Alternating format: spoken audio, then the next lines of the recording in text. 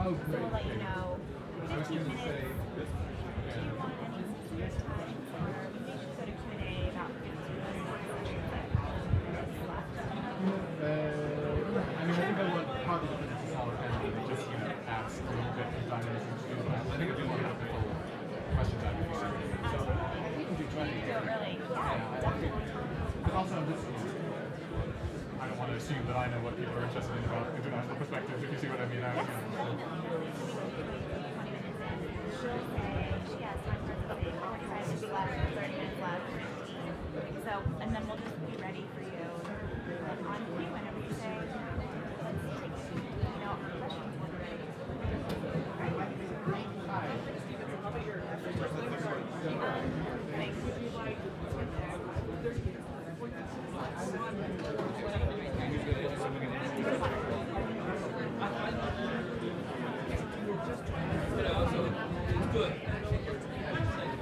How long are we trying? 20 minutes.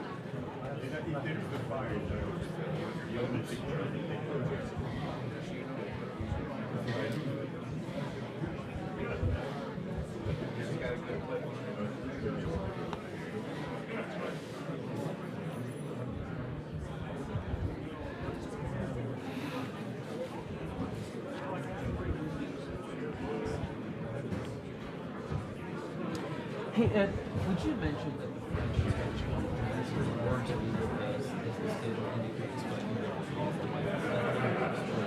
No, absolutely. The White House says I mean, it's true, but it's a pretty good excuse, right? No, absolutely. It's just funny that you have many very grand, people who might plausibly have been called to the White House and Also, happen to be there. yes, exactly.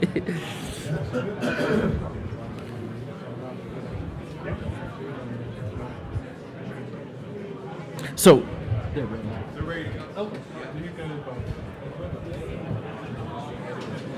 All right, everyone, if you would begin to make your way back into the auditorium, you want to stay on time as closely as possible.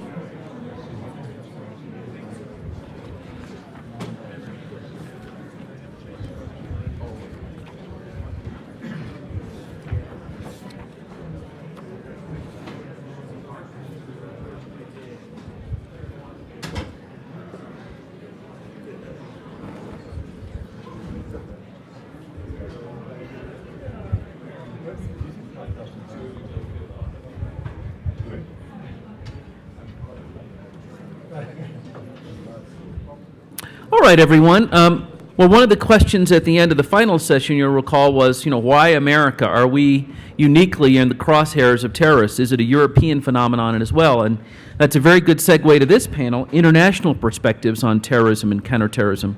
Of course, Europe is in the crosshairs of terrorists, and it's a worldwide phenomenon as well, and we're very pleased to have a panel that will discuss just that.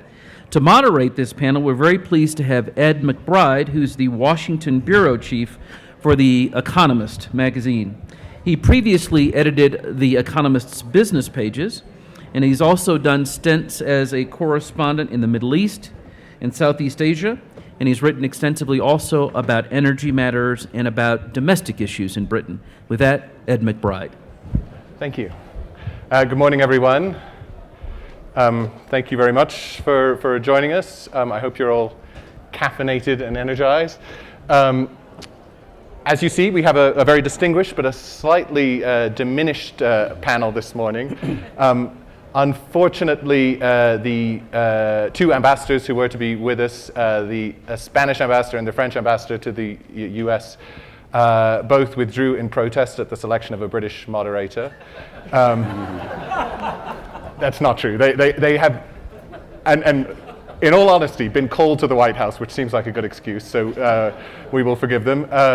But to tell us about international perspectives on terrorism, we have still two very distinguished speakers. On my left is Gilles de Kerchove. He is the EU Counter-Terrorism coordinator. He also teaches law at 3 different universities simultaneously. That seems quite a lot of work to juggle, and has previously worked in different parts of the European, Belgian, and Wallonian governments. Is that right? And next to me, Richard Barrett. He is currently with the Soufan group. Prior to that, he was very much involved in the UN's efforts on counter-terrorism, both tracking Al-Qaida around the world and helping to develop an international counter-terrorism architecture. Before that, he was a British spy. So he has all sorts of angles on the questions before us. And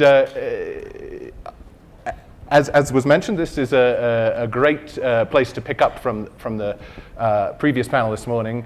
There are lots of issues where Europe and the rest of the world have been grappling with some of the topics that were raised this morning, and that hopefully we can shed a little bit more light on. I do also want to let you all know that I promised to try and stir up some indignation about the NSA and spying and the terrible things we've been doing to the people in Europe and around the world. But we'll come to that at the end. Before that, I want to go to the to some of the topics raised this morning. I think the best place to start is probably to ask both our panelists for their perspective, the same questions we were discussing this morning from an American perspective. Where does the threat lie now? And first, I'll ask Gilles from a European perspective. What are we worried about in Europe in terms of terrorism and counterterrorism? Thank you. I would tend to agree by and large with what was said in the last panel, which I thought was excellent, with some nuance. We still consider AQ core as a possible threat. It's very much degraded, obviously. But they still have the intent, and if I'm well informed, they may have even tried to mount attack even recently. And we'll see the impact of 2014 if they manage to hide in Nuristan, Kunar, and so on, where no one ever in history has ever been. They might remain a possible source of threat. For the franchises, yes, most of them, except AQAP, have a local agenda, but it's mixed. Sometimes local, regional, sometimes even global agenda. And we've seen that with Boko Haram and Ansarul, within AQIM, different branches. What worries us is, of course, the Africanization of Al-Qaida, the possible structural link between, and we've seen that, AQIM, Boko Haram, and possibly Al-Shabaab. The third, and that's where this is probably more worrying for Europe than for the US for the time being, it's a growing number of young Europeans going to Syria for the jihad. The scale is completely different from what we have experienced in the past with Afghanistan, Pakistan, with Yemen and Somalia. We are here in the hundreds, and if you add the hundreds, between 500, 600 Europeans, with those leaving the Balkans and North Africa, we are in several thousands. Maybe not all of them are joining directly al-Nusra, but just going on the theater, they will most likely contribute to their radicalization. They will acquire new knowledge and they will pose a real threat when getting back to Europe. And the last aspect is, of course, homegrown lone actors. They are probably alone when they act, but they still belong to a community. It could be a real community, a Salafist community, or a virtual community. And I see 7 factors which might amplify this threat. And most of them have been mentioned these last days, but I just want to list them again. First, the growing number of failing or failed states, the growing numbers of safe havens, and we have mentioned Syria, the Sinai, Libya, where we know in the southern part, but in the Cyrenaic, we have training camps. We know that recently the attack in Niger were planned in Benghazi, and we know there are training camps in the Sinai as well. Second, and it's a bit, don't misunderstand what I'm saying, but a consequence of the Arab Spring that was said before is that they have, for good reason, dismantled their security services. And it's therefore much easier for a would-be jihadist living in the suburbs of Casablanca to go from Casablanca to Aleppo. 5 years ago, they were controlled by very effective security service. It's no longer the case.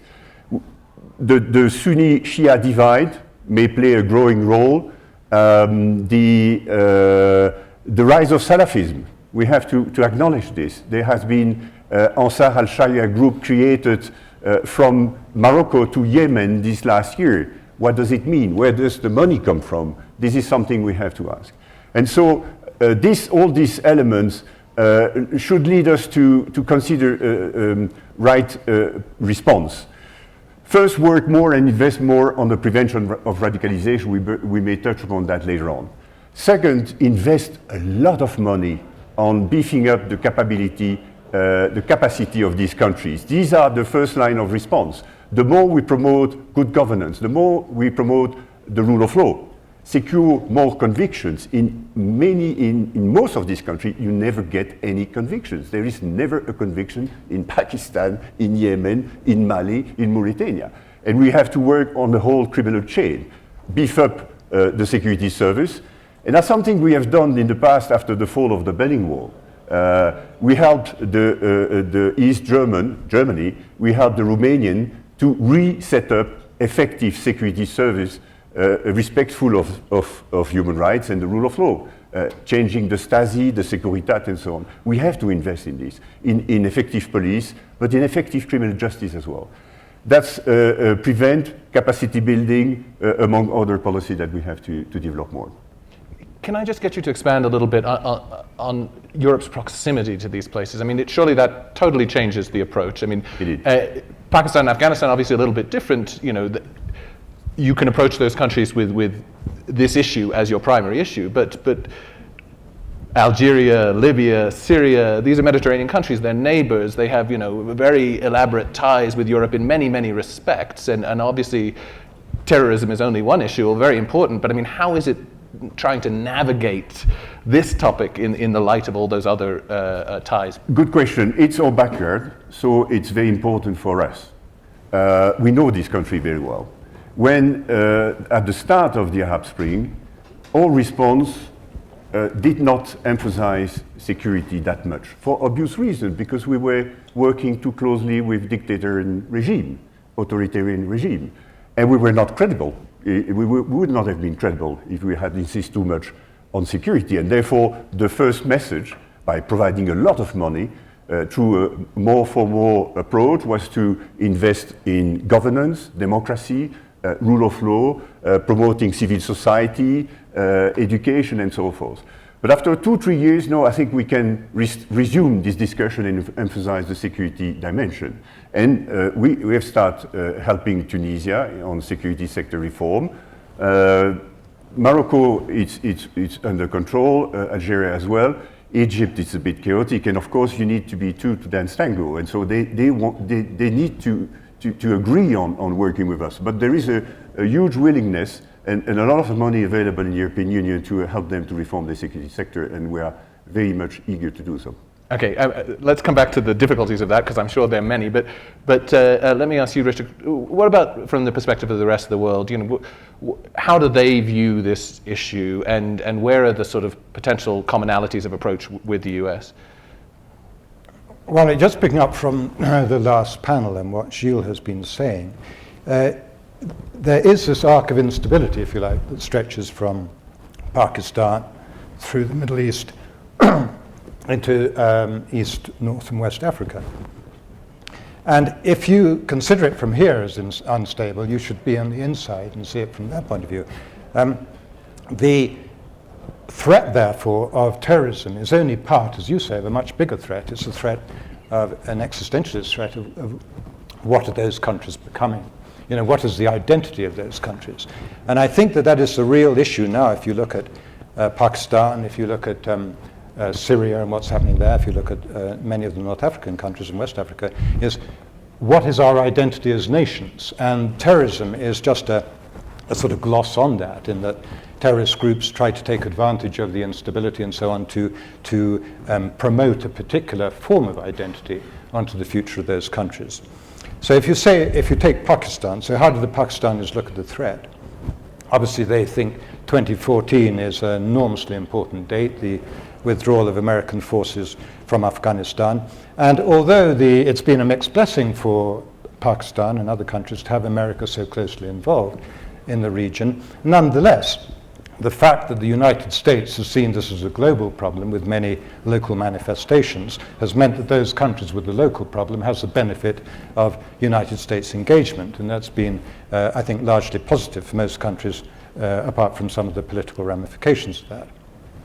So in Pakistan, when they look at the threat, they say, okay, well, we're being left again with an unstable Afghanistan. We can't rely, and I think they're right to assume that, they can't rely indefinitely on the support of America and the other foreign allies in promoting stability in Afghanistan. We've already heard more talk now in Washington of the zero option, as it were.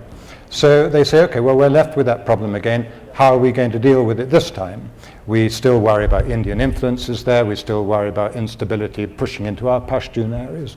And of course, 2/3 of the Pashtun population are on the Pakistani side of the border. So they say, so what do we do? Yes, we want to deal with the terrorist threat. We want to deal with Taliban. We see them as a problem. We see the Afghan Taliban also as a problem. We see the real extremist Lashkar-e-Jhangvi people who are very sectarian in their approach, very close to Al-Qaida, as a problem. We have this multiplicity of problems, which is really an existential threat to our country, on top of the problems of energy and huge population growth and so on. And for them, therefore, it's not about, well, is it a war or isn't it a war? It's really fundamental to their existence. What is the Pakistan state going to be? Is it going to be one that panders to a sort of greater religious expression of nationalism? Because Pakistan, after all, I think there are only two states which are founded as Islamic republics, and Pakistan is one of them, Iran being the other. And so what is the fundamental identity of Pakistan? It's a much bigger question, I would say, than the American government faces as to how to deal with terrorism, both at home and abroad. And then if you look at Syria, which Gilles mentioned, again, a huge problem of identity. Is it possible now to say what Syrian identity is? Is it possible to pick up all the pieces and put them back together again? Is the thing now broken? So what does that mean about borders? What does it mean about refugees? What does it mean about the framing of terrorism? Is terrorism now a sectarian issue? In some ways that would help us, because if Jabhat al-Nusra, the Al-Qaida section, if you like, of the opposition to Bashar al-Assad, if that's get pushed into sectarianism, then essentially it makes Al-Qaida a sort of inter-Islam problem and not so much a problem for the rest of the world. But that's not a good result for the rest of the world nonetheless. So in Syria, we have this huge problem of identity, which then spills over because, of course, all the other countries of that region are also very prone to that problem. And I include in that Turkey because, of course, now we hear the Kurds are fighting the Jabhat al-Nusra people for control of the oil fields and so on. So that will spill over. The Kurdish groups in Iraq and in Syria and in Turkey may see some opportunity to join together and so on. That would be an extremely serious threat to the Turks. They would do anything to stop that, in my view. And then, of course, you have Alawite and other Shiite groups. You have the Sunni groups. That has immediate effect into Lebanon, into Iraq, and so on. So it's not just a matter of terrorism for them. It's the argument I'm making rather long-windedly, but it's a question of national identity and whether borders mean anything anymore, whether those Sykes-Picot arrangements or the borders in Mali or the Durand line between Pakistan and Afghanistan, all drawn up by foreigners, all drawn up by colonialists, if you like, all drawn really by cartographers. If you look at the borders of Mali, these huge straight lines that go for thousands of miles, taking no regard to geography or ethnic divide or tribal divide. In fact, many of those borders, of course, were drawn precisely to divide tribes so that they would be less powerful. And that, of course, now has consequences in the fact there are weak governments, and those tribes will try to join together to challenge the authority of the center. But so how should this inform our approach in the West? I mean, what's the significance of? Well, that is the key question, and I think how it should inform our approach is not to think of these terms in terms of Mohamed Merah in France, or the guy who stabbed the soldier in Paris the other day, or the Woolwich attack on a soldier in London, or these isolated incidents of terrorism, but the extent to which those are an expression of a much broader problem of identity, and whether those problems of identity also exist in Europe and should be addressed before they become worse. And I think, too, what is it that Europe is trying to say about these huge changes that are going on in the Muslim world? I mean, what is our narrative on Syria? On the one hand, we say, we don't like Bashar al-Assad, we support the rebels. William Hague, for example, in the UK was very keen on pushing the EU to agree to arm the rebels. Now they're rowing back from that because, of course, it's not straightforward.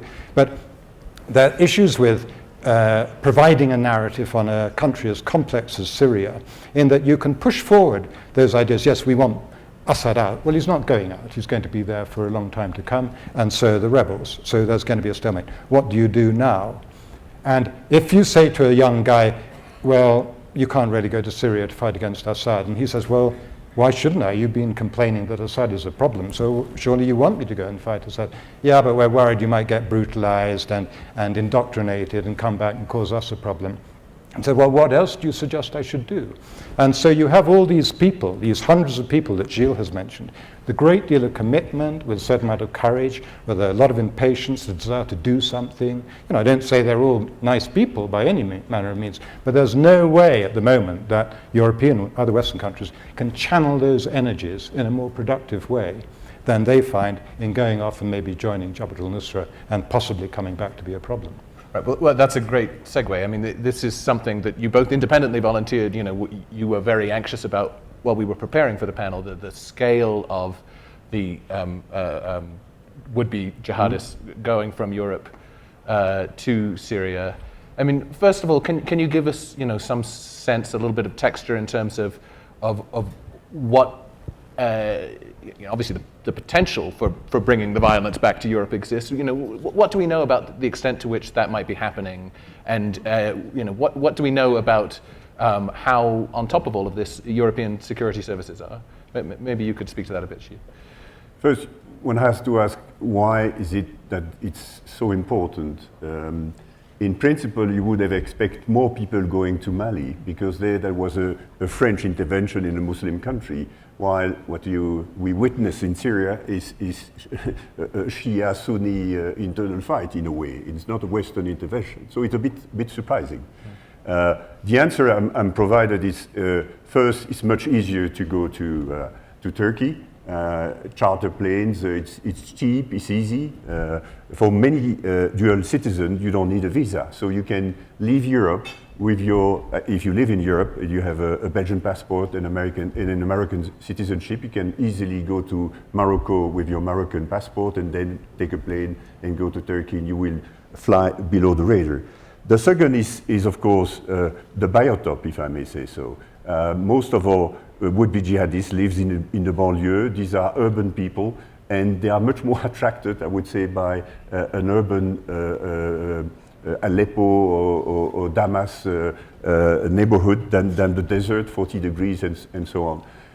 We have, most of them are going by themselves. There are some networks, In my own country, it's an organization called Sharia for Belgium, which has recruited people.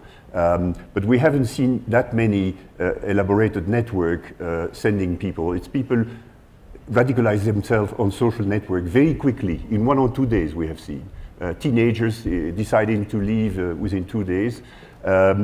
What are they looking for? The thrill, most likely. There is a sort of group dynamic as well. People from the same school, they get in touch through Facebook and so on. And yeah, the sense that it is their duty. So the challenge, you know, in terms of response, is first to improve or response on social media. What can we do on this? Better monitoring and better counter-narrative, but it's quite difficult.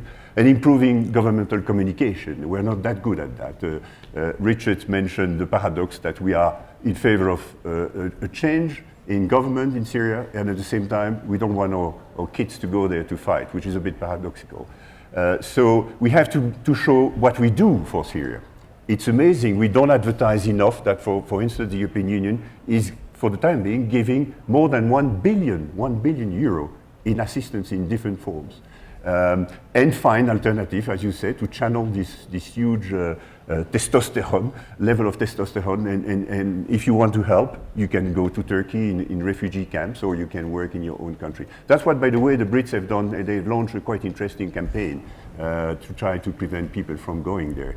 But of course, it's not much the government which will be convincing. We need to try to empower the communities themselves, and not only in Europe, but in the Arab world, of course. It's much stronger if you hear someone from the region saying, don't come to Syria, than hearing us saying, don't go to Syria, because the message is not strong enough. Aren't the sort of two goals here a little bit at odds? I mean, on the one hand, you want to be sort of present in these communities and have a sense of who is going and, you know, who's coming back and what their sort of political perspective is on their return, right? And that involves a certain degree of intrusiveness. On the other hand, you want to sort of empower the community to sort of police itself, and presumably the one militates against the other. No, as was said in the previous panel, we need to collect more data, in a way. There is a quite sensitive discussion in... That's a bold statement these days. In Brussels. No, I don't have any problem to state that. We have a quite sensitive debate in Brussels as to whether to set up an EU PNR system, passenger name record. The European Parliament rejected it in the first reading. And if you look at how do you detect suspicious travel, it's probably one of the few tools who can be helpful. And we try to convince the European Parliament to reconsider its position. So we need that sort of tool, but only for CT purposes. And we'll discuss that later on when we will raise the question of PRISM. I don't have any problem. We need that. We need to mobilize all the tools we have in Europe to and work at local level, because that's only by raising the awareness of frontliners, police officers, local police officers, community policing, schools, parents, social workers, and train them to detect early signs of radicalization, so you can very quickly intervene to prevent a young guy to leave, that we will succeed in preventing this flow. And when they come back, it's even more difficult. We will have to design mechanism. It will be impossible, if I look at the numbers, to monitor these people 24/7. In order to monitor someone 24/7, you need 50 agents, so times 80 people who have left Belgium. It's much beyond the resource of the Belgian security services. Well, that's a very good point, right? I mean, how good are European security services at doing this? Obviously, there's a sort of a longer history here, isn't there? I mean, France with terrorism imported from Algeria, Britain with British Pakistani radicalized youth. I mean, have any sort of superior techniques evolved here? Is there anything that Europe knows about this that we can pass on to the rest of the world? What would you say? I mean, it's certainly not static. I mean, obviously the services are learning the whole time, but of course each individual who goes abroad and comes back radicalized is an individual, and I guess it's hard to think of a blanket response. And I think But there's an issue of resources. There just aren't the resources to monitor all those people who have fought abroad and have now come back. But there's also the issue of proportionality as well, because not everybody who goes abroad to fight, even if they join an Al-Qaida type group, comes back to be a problem. We learned that in Afghanistan, for example. There were many thousands of people who went from Western countries and North African countries, Middle Eastern countries to Afghanistan to train in Al-Qaida camps. And there, of course, there was a lot of indoctrination, and not all of them by any means came back to be a problem. So we obviously... How do you filter? I mean, how do you Yeah, identify? how do you filter? That's what I was coming to. So how do you filter that? And I think that in the old days, we just didn't know how to filter that, and we sort of, worried about everybody, and then as soon as somebody popped up on the network and you tried to recruit people or use whatever conventional intelligence means there were to try and monitor what was going on, you would focus on that person and try and build out from that. Perfectly reasonable response. But nowadays there is, as Gilles says, much more sophistication, much more shared knowledge, and I think that's one of the great legacies of 9/11, if you like, the way that the services all work so much better together, both internally within countries and internationally. And the key, though, is the community. Because all those people, even those two Nigerian origin people who killed the soldier in Woolwich in London, I mean, they may have sprung out of nowhere, though they were well known because they'd been at rallies and stuff and they were on record, but they weren't considered to be particularly violent.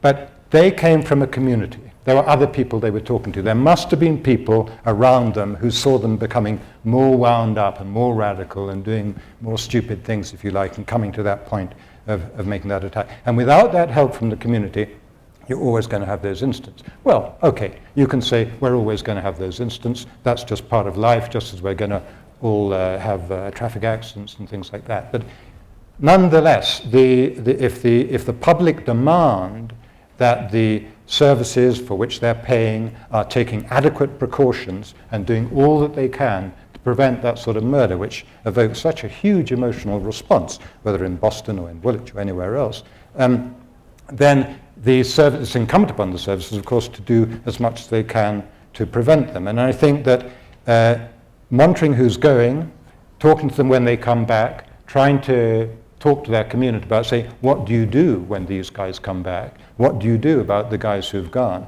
And Somalian community, if I could just give that as an example, is very interesting.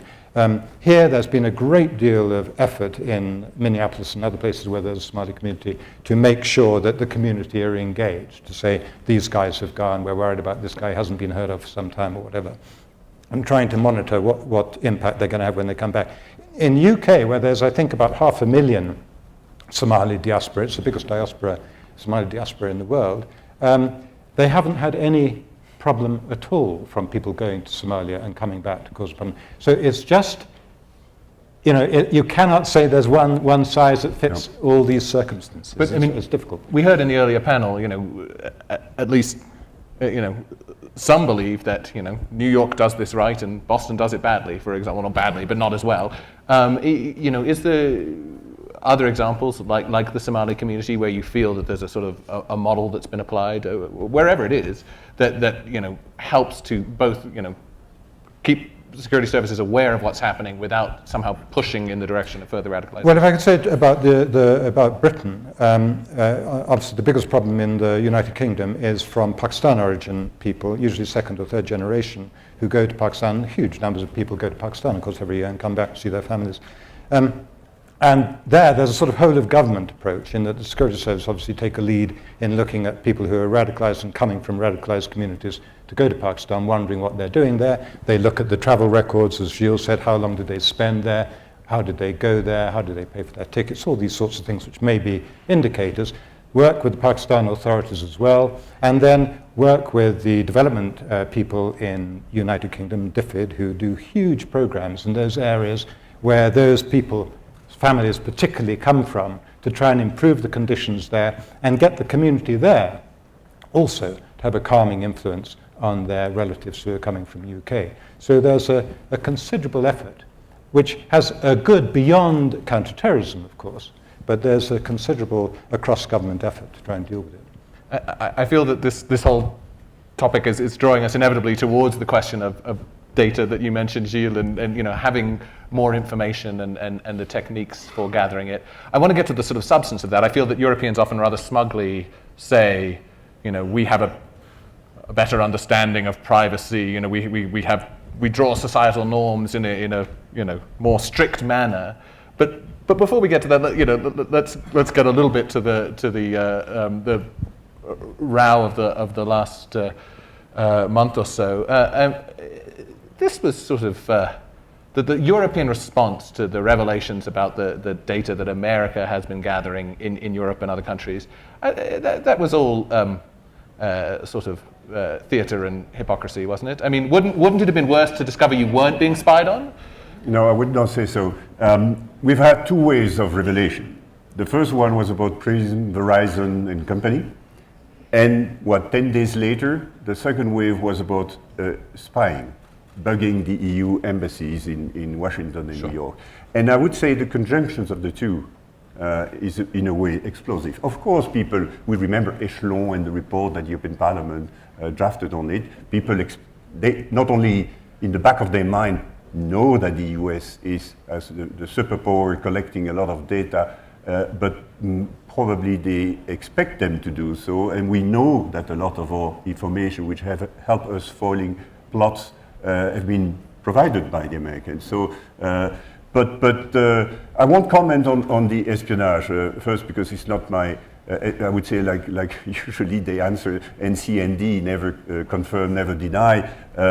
That's intelligence. That's not part of my job. But on Prism, I would say people first realize that is a consequence of that there is no Microsoft, no Google, no Facebook in Europe, and the 12 companies involved are all Americans, and the consequence is that an email sent from Belgium to Germany is stored in the US. Clouds are in the US. And in a way, we have been confronted to that in the past with another secret program that was revealed, I think, by the New York Times, the TFTP, the Terrorist Tracking Financing Program.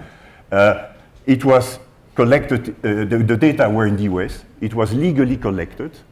But the company, Swift, a Belgian company operating in the US, was confronted with a dilemma. They had to abide by the US requirements and the US legislation, and at the same time, they had to abide by the EU privacy law. And it's it's the challenge now for this the GAFA company, Google, Amazon, Facebook, and Apple and company. They operate in Europe. They will be faced with more and more demanding legislation in terms of privacy. And at the same time, they have to abide by the requirements in the US. So I don't think it's hypocrisy. It's just a growing expectation in Europe that you protect privacy, and it's the scale of what we've heard. I think which Let me push on that a little bit. I mean, it seems hypocritical in two respects. I mean, one is it subsequently emerged that many European governments were trying to organize similar programs. I assume less well. I mean, they just have less resources, right? Those companies that you mentioned are not European companies, but similar data gathering efforts, in France, in Britain, and so on. But also, as the president said, as the sort of official American response has been, this is what countries do. Why do we have an intelligence service if we don't try and... But what we would like to have, like we had in a tough negotiation on TFTP, to have reassurance that these programs have limits, safeguards, are proportional.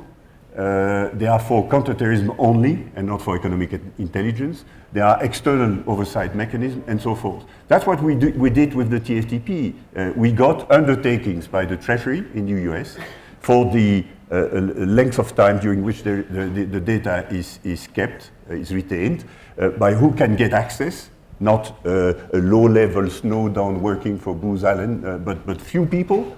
And that's another surprise. Huh? It has been said several times here. It's how this guy can get access to so sensitive information. We already were a bit surprised by the other Manning story. So make sure that all this is reasonable. And we are in a fact-finding stage now. Attorney General Holder 2 weeks ago in Dublin with the European Commission, suggest to set up an EU-US working group. We will have the first meeting, and I will attend this meeting next Monday. And we want to go into the detail of the program and look at if there are rooms for improvement. We didn't reject the TFTP. By the way, it's interesting if you see the evolution of TFTP. Initially, 100% of the information, it's the messages linked to cross-border payments, were stored in Virginia. And of course, it's not pleasant for the company SWIFT. They don't like it. Like Microsoft does not like to be involved in all this. And that's why they just wrote a letter to AG Holder. And they redesigned the architecture of the system. And therefore, instead of having 100% in the US, 100% now is stored in Switzerland, 60% in the Netherlands, and another 40% in the US. What did the US ask us after the redesigning? They asked us to send in bulk, massive data linked to the payment. And we have agreed to do so because we had the insurance that it was in a context with oversight mechanism and tough rules on protecting privacy. What we would like is a fair balance, as I think was said yesterday, it's not a negative sum game. I think I've always said we need to collect all the necessary data, but at the same time be quite tough and demanding on privacy.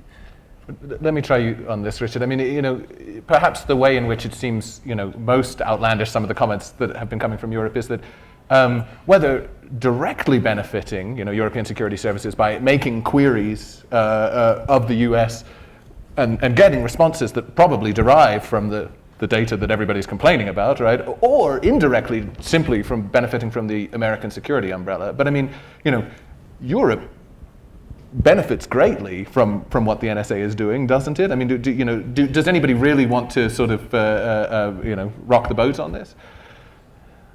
Well, no. I mean, of course, Europe benefits from what the NSA is doing. And as General Alexander said yesterday, I think 40 or 41 of the incidents, the terrorist-associated things that have come up from this data collection have benefited the allies. He didn't say they were all European, but nonetheless, I think several of them were. And that's fine. And of course, that relationship, that intelligence relationship will carry on. The relationship, for example, between GCHQ and NSA is enormously close and has been from the very beginning of the NSA's existence. I think GCHQ is just slightly older, otherwise it'd be the other way around. So that's fine, and that will all carry on, I'm sure. And I saw the parliamentary committee in the United Kingdom reported yesterday that they'd looked into the use by GCHQ of NSA information and found that that was within the law.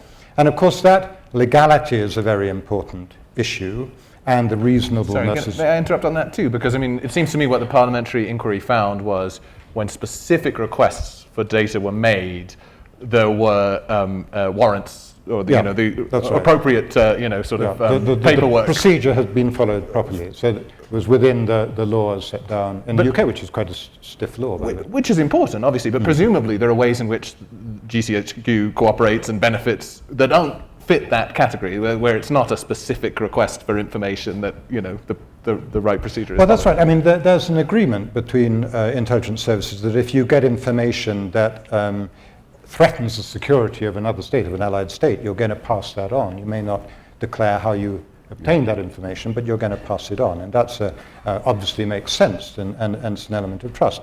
And I think that we have to look at it in the context. I mean, Gilles mentioned the SWIFT agreement, which was very important and very delicate negotiation, which was highly successful and done with, I think, willingness on both sides to compromise and to meet in the middle.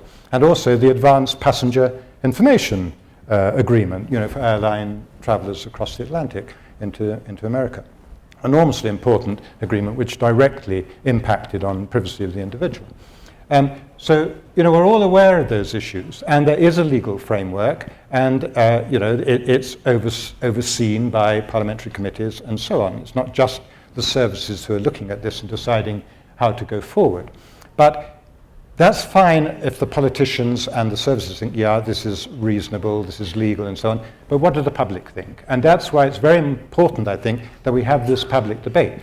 Personally, I don't think it's a good initiator, as Snowden's revelations. I think it's an appalling way to initiate a public debate.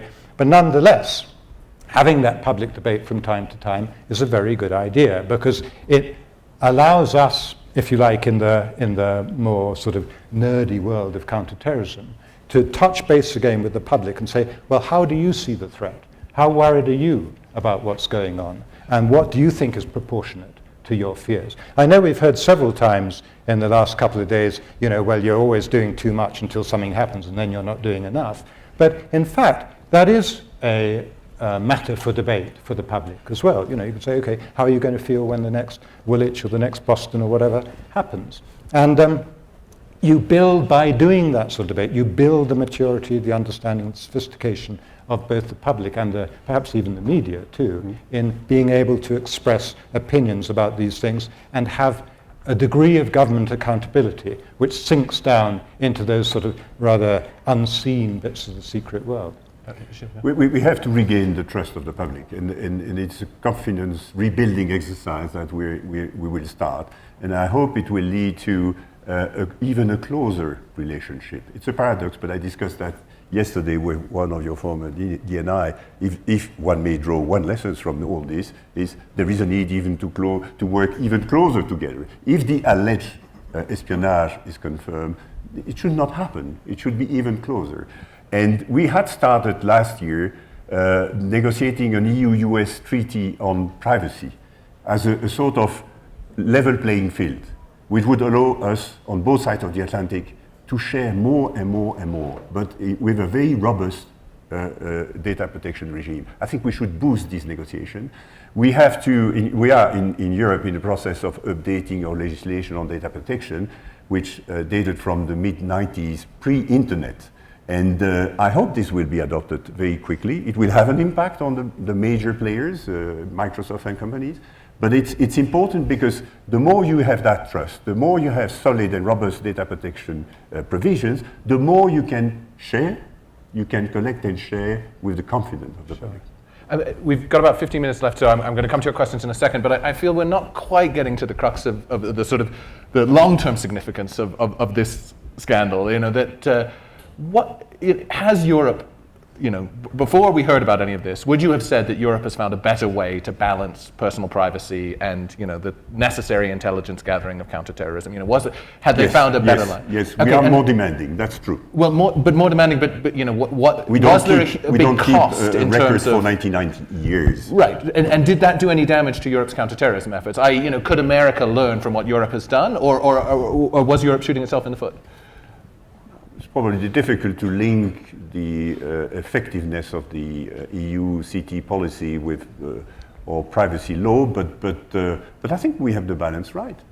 So I mean, if there wasn't an obvious and grave cost, to Europe from having a more stringent privacy regime, was that because, through the sort of intelligence cooperation we've been discussing, Europe was sort of free riding on somebody else's, more intrusive regime? Or was that literally because the kinds of things that Europeans are now complaining about going on in America just aren't necessary, to achieve the same counterterrorism results? What would you say? Obviously, you want as much information as you can, but you only want as much information as you can handle. And I think that if you're swamped in information, it's not particularly helpful at all. And that, of course, is the difference between just collecting and actually analyzing stuff. In Europe, I don't think people are more conscious of their freedoms than they are in the United States. I think people in the United States are enormously conscious of their freedoms and of what the Constitution says and so on. And there's a very lively debate about that very often, particularly when the Supreme Court rules on something. But I think in Europe, the way that the public and the way that the media too interrogate the people who make the rules, the politicians, is probably a little bit sharper perhaps than is customary in the United States. And I think also, sure, there's a lot of people who aren't particularly interested in Europe and just say, well, let them get on with it, and it doesn't really bother me. But I think that maybe there are cultural differences in Germany because of the German history, the Stasi and all this sort of thing. Maybe they're a little bit more sensitive about people collecting information about them than they might be, for example, in in Portugal or something like that. I think there are cultural differences between European countries and between Europe and the United States. That's the point that I want to make as well. In Germany mainly, but the eastern part of Europe, because of the Soviet past, are much more sensitive than probably other part of Europe. That's one point. But we may have different balance. If one takes PRISM or Verizon, here the NSA is storing all the metadata in their basement or somewhere in Utah, I don't know. In Europe, we have, in a way, a similar system we call data retention. It's just that we impose on the ISP and the telecom operators to keep the data for a longer period than for the business purposes, between 6 months and 2 years. And we found that it's probably a better balance. But even that was challenged in Germany. It's the only member state where I have seen people demonstrating in the street against the implementation of the EU legislation, which shows that we have different feelings. Which raises the question, what's the German for "don't tread on me"? Anyway, we're running out of time, so let's get some questions from the audience. Gentleman in the middle here.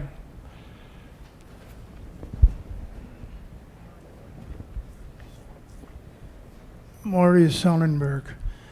My question goes to the aspect of requiring possible defendants to give information and using the court judicial system. By that I mean France, for example.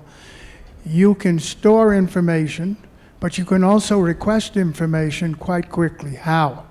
One, you don't have a Miranda rights. You don't have Fourth Amendment. So essentially, when you want a defendant, you bring them in. You don't give them their rights, doesn't exist. Then when they go to trial, what you essentially do is you put it in a special court, which is a magistrate and a judge, and then they recommend over to a regular court, but no juries allowed. My question is the facilitation of warrants and getting information from defendants. Over here it's much harder, and over in Europe it seems much easier, both England and France, maybe Belgium. Would you discuss that? You will like what I will say. I did study on the continent Roman law, and I did study common law here in the US. And frankly, my feeling, it's when it comes to a trial, it's the French system is much more effective than the Anglo-Saxon system. And that has consequence not only in the UK, the US, but in many former British colony. When you see the nightmare for the prosecution in Pakistan to secure a conviction, it's probably linked to that. It's all this fuss about the cross-examination of evidence. What the French, I think, is the French system, or the Belgian one, which is different from the British one, is that any bits of information can be used to forge the conviction of the judge.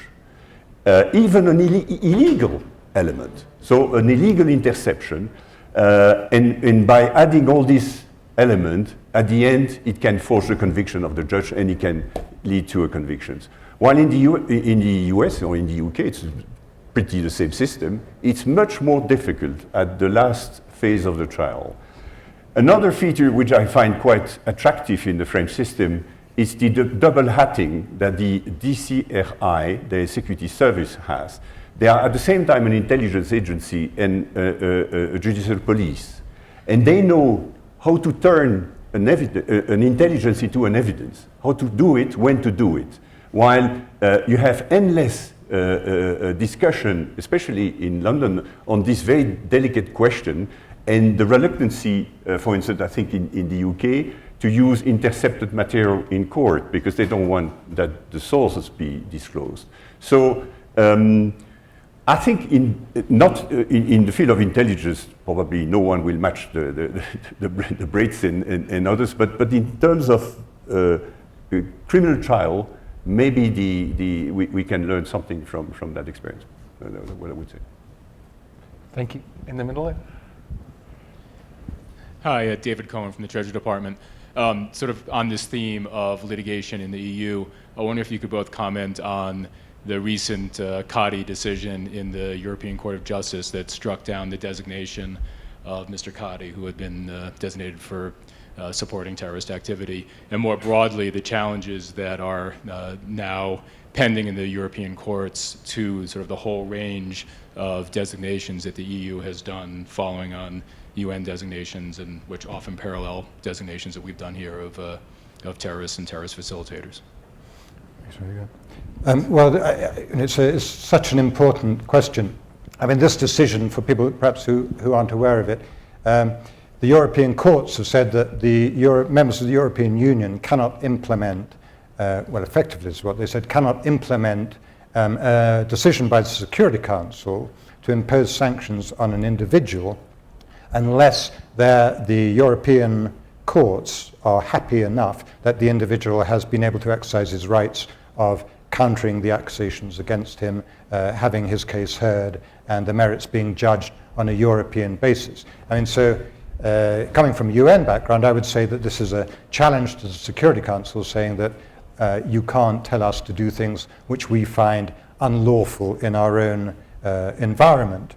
Although, of course, when member states sign up to the UN Charter, they say that they're going to follow the Security Council, whatever the Security Council decisions are making. So immediately there's a challenge to the Security Council authority, but more particularly, there's a practical challenge to how you move forward against not just people who are accused of supporting terrorism, but of course, but people who are sanctioned for their support of the Iranian nuclear program or North Korea or whatever. So it goes all across the board. And it's not a question of whether the guy is presumed to be guilty or involved in mass murder or planning, nuclear proliferation or something. It's just, have his rights been observed? So it would be the same for Ayman al-Zawahiri, for example, as for Yassin al-Qadi, the case you mentioned, Dave. So I think that now we have to draw back and say, okay, what can we do within this new ruling?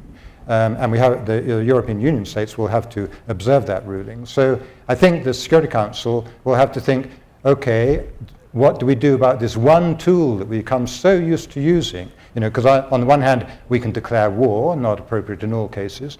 On the other hand, we can issue a presidential statement, which no one outside New York is going to read, quite frankly, even if people read it in New York. So in between, there's not very much, and the sanctions has been a tremendously valuable tool for the Security Council. The Security Council has to rethink all this. And it'll go out from the effort that everyone has been making to make sanctions target the people who really are the decision makers and not all the mass of people who have no power of decision in their country at all, for example, like North Korea would be a good example of that. Targeted sanctions coming back out from that to sanctioning the country as a whole, because I think the European courts obviously will find it harder then to say that the individual rights have been abused. But it causes a big problem, and it causes an international problem. It's not an EU problem. So can I just follow up on that? I mean, you mentioned the UN. I think in America, people are used to think of the UN as a place that you go to sort of try and wage a war of public opinion on these issues, not actually to get things done. Can you speak up for the UN for a moment? I mean, where are the areas in which the UN is actually sort of pushing a sort of practical counter-terrorism agenda forward? Well, I think it's easy to criticize the UN as sort of mother of all bureaucracies and so on and not doing things, but why does the UN get involved? The UN gets given problems when they're too difficult to deal with bilaterally or multilaterally in another way. It's not the forum of first recourse for states when they want to solve a problem. So in other words, the UN's given the worst of the things to deal with. On the political side, obviously their development work and their humanitarian assistance work and all that is, people aren't going to criticize that particularly, and it's very widely supported. But on those political issues, the UN has to exist. Obviously there has to be a forum in which the great powers can get together to discuss a problem. Yes, to a certain extent, you're trying to persuade public opinion. But if you look at Syria now, there's deadlock within the Security Council. There's deadlock, disagreement, if you like, within the General Assembly about what to do on Syria. But the fact that there's a UN in which you can discuss those problems and issues and try and break them down and see what you can deal with and what you can't deal with, of course, is extremely helpful. I'm sure people are looking for even more help than simply the discussion. Yeah. But you only get the solution through discussion. Of course. Any more questions? I think we could squeeze in one more. Have we? Oh, at the back there. Hi, Lieutenant Colonel Ryan Nichols from the U.S. Air Force, currently work in the Pentagon for the Joint Staff. Perhaps this is a broad, oversimplified question, and especially in light of current fiscal environment that we're in. What would you guys like to see the United States do better as far as counterterrorism and then national security writ large in terms of international cooperation? If all the elements that were developed by President Obama in his May speech were effectively implemented, that would be great. In a way, we have had since several years a discussion about the legal base for the fight against terrorism, and it's no secret that we had some doubts about the global war on terror, even the war against Al-Qaida. And we hope that the discussion around the renewal or the change of the authorization for the use of military force will be the right moment to do so. During the last 2 days, there has been long discussion as to whether we are close to an end, the end of the war. I think it would be good to reach that decision and really emphasize mainly the law enforcement, criminal justice approach to the fight against terrorism. I'm the last one to deny the need to use the military means in some part of the world. Afghanistan is obvious, Somalia. But more emphasis on the law enforcement approach would be great, which will have some consequence, discussion about military commission, discussion about detention, discussion about, when you look at the NDAA 2012 and 2013, for us it's quite surprising to see how much Congress still like a very, very militarized approach. A non-American arrested in New York should be military detained, which is very, very odd, very strange. So the legal base. The second one is we need to have this discussion about drones. It's probably one of my favorite subjects. And the legal base for using drone strikes. We don't deny it's more targeted killings through drones. It's not drones themselves which are at stake here. But I think it's very important that we, the EU and the US, agree on the legal environment for the use of drones, because one day it will be used by more and more countries in the world, even non-state actors like the Hezbollah. And the day these other countries where they don't respect human rights the same way, they will invoke precedent, we may be in trouble. And the third one is, I've spent a lot of time myself to try to help the Obama 1 administration to close the detention camp in Guantanamo. And we were a bit disappointed by all the problems encountered in Congress. And I hope that now that the president has decided to put some political capital, some political weight in this discussion, he has appointed, at least Secretary Kerry has appointed new Gitmo guy in the State Department. I hope it will be finalized. And finally, maybe if you could, I know you are under a huge budget constraint, and that's a major, we've heard that with the Deputy Secretary yesterday, but if some of the money available for the Pentagon could be spent in capacity building, improvement of governance in all the countries where there is a problem of terrorism, I think it would be a huge contribution. And I'd agree with everything there. I think America actually has done a great job on counterterrorism. But the only two things I would add maybe would be to allow terrorism to slip down the agenda a bit, because I think that, you know, we sometimes forget that terrorists aren't out to kill everybody, they're out to terrorize everybody, and the more response they get, in a way, the happier they are. So I think you increase public resilience by dropping it down as a priority. And the other thing, I think, is to understand the point that Ambassador Bernstein, I think, was raised earlier, that it's not that all these guys hate the United States. In fact, most of them are wearing Nike and and loving American things, and all would give their eye teeth to be here, I'm sure. But it's more about policy. It's more about policy than values. The values are fine, and the values of the American society fit absolutely within the Quran and so on. So it's more about policies than values. And so understanding that, I think, helps to move forward and to deal with the threat. Not the individuals trying to attack you, but the people from whom they rely on for support. We're about to have our mics cut. We're beyond out of time, I'm afraid. But thank you all for your attention and for your questions, and thank you to both our panelists. Thank you.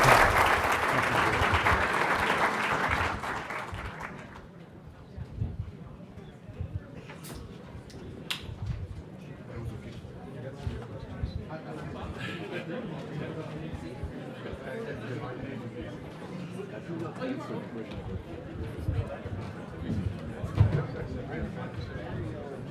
but I have not read that. It's very tricky, so instead of saying that,